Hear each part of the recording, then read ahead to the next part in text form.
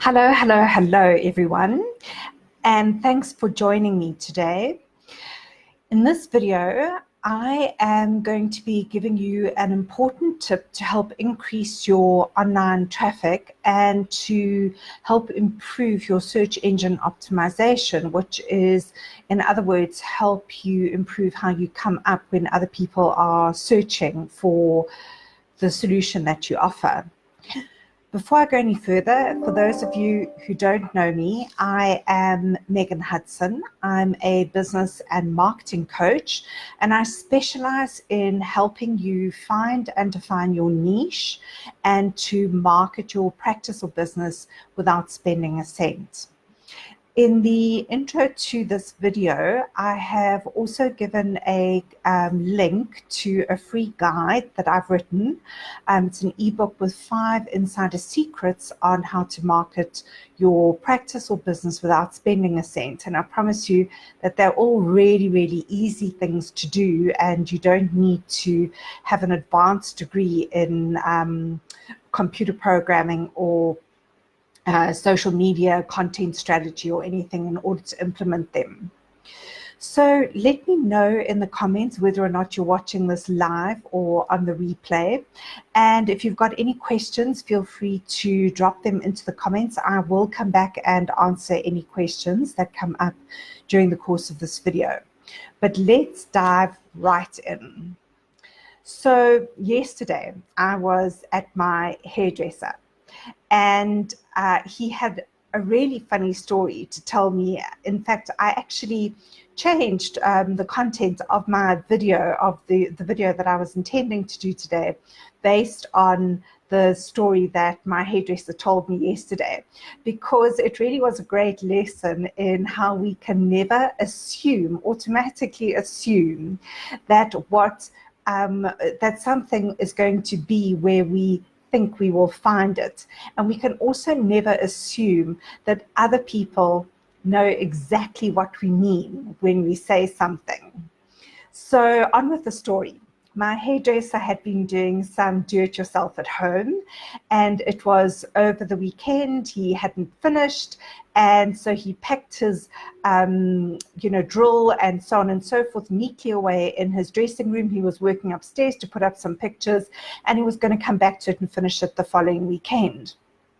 So the next weekend comes, and it's Sunday morning, and he's up bright and early, ready to get cracking and finish what he was doing, and he couldn't find his drill anywhere. He searched high and low. He scoured the house from top to bottom.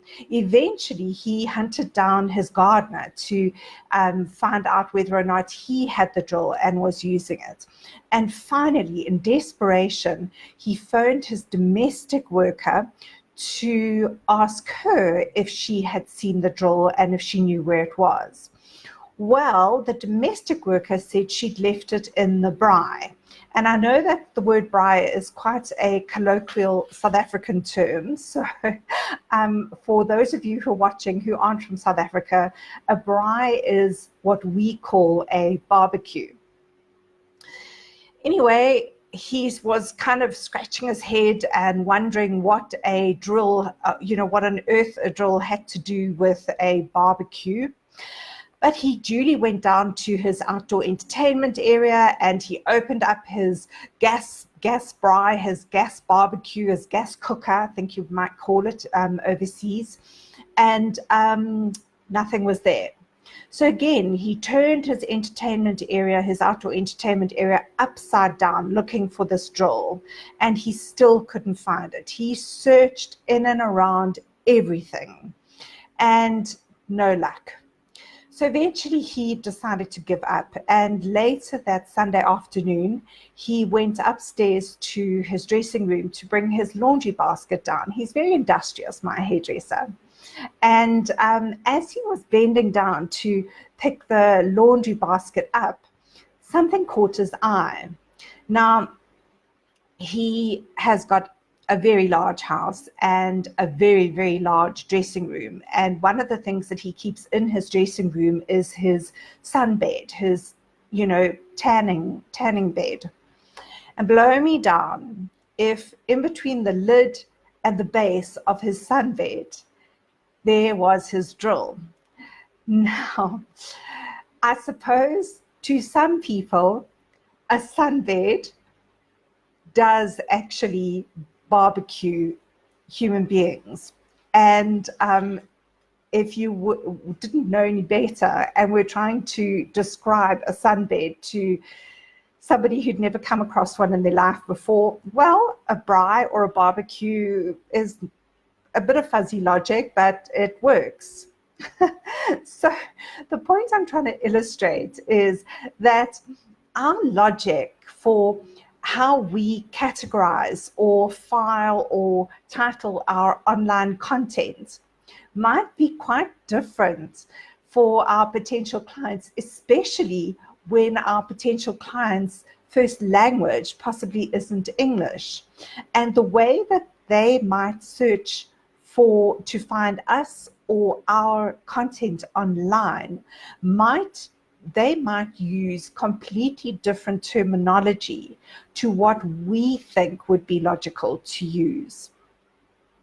I think we also don't realize how when we are part of a particular industry, we become really accustomed to certain industry terminology, and we use acronyms without realizing that that our potential clients don't have our same insider perspective, and we make enormous assumptions about what it is that they do and don't understand.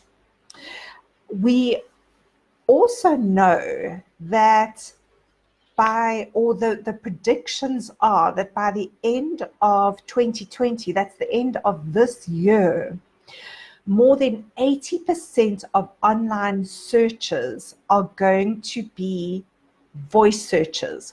So these will be people who will be using Siri, who might be using Hey Google. I mean, I've just learned Hey Google. Hi Bree, thanks for joining me. But more and more of online searches are, you see Hey Google, and my phone has just turned on. So let me turn Google off. Proves my point. More and more people are going to be searching online using voice searches. And just sit and think for a minute. When you have to painstakingly type in a search term, how many fewer words, that's the most dreadful English, but you're going to use a much shorter search term in an online search engine than you would, for example, if you were dictating a search term. So your search term might go from a niche marketing coach, me, if you were typing it in, that's only 3 words, to a business coach specializing in helping me to find my niche. Well, that's also me, and I need to make sure that I come up for both of those search terms as well as anything in between, including the fuzzy kind of logic that I was referring to. So here are 2 quick tips and things that you can do immediately to make sure that you're capturing all of the potential search terms that a client, including someone who may speak a different language from you, might be using to find you online. Firstly, go into Google and type your normal set of keywords into Google and see what suggestions Google comes up with as alternatives. Also, if you scroll to the bottom of the first page of results, Google will give you under a heading some other alternatives that you may not have thought of. So the heading will be people also searched for. So in other words, when they searched for a niche marketing coach, Google will tell me that people may also have searched for X, Y, or Z. And I can then decide for myself whether or not I want to include those, or whether or not they're appropriate as search terms to bring people to my website, bring more traffic to my website.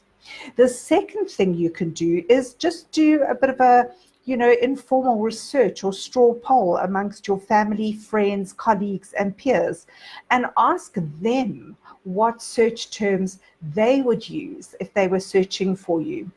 And make sure that you say to them, okay, if you were actually typing in the search term, what would you type in, versus if you were doing a voice search. And I'm not going to say the words because I don't want to reactivate my phone again.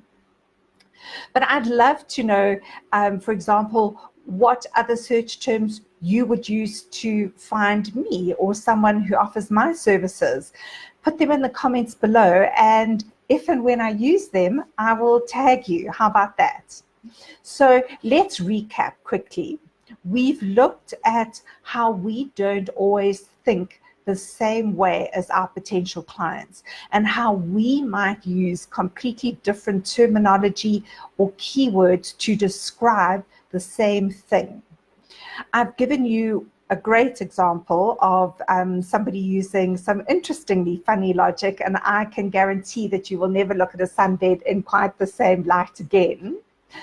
But there is a wonderful example of how someone took what they knew, their frame of reference, and used that to describe something that was actually used for a completely different purpose.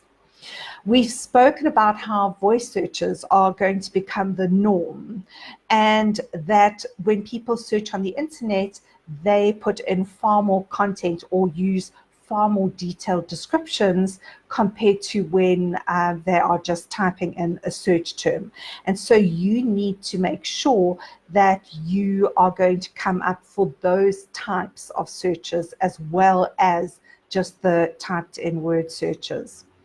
So let me know what results you get from implementing these 2 quick tips. And don't forget to download my free guide, 5 Insider Secrets to market your practice or business without spending a cent. And do join me next Thursday at 4 p.m. South African Standard Time, when I'll be talking about a quick shift in mindset that you can make, that will make all the difference in your attitude towards having to market yourself. I know how difficult and daunting and intimidating it can be, and I promise you I'm going to give you something to shift your mindset quite profoundly.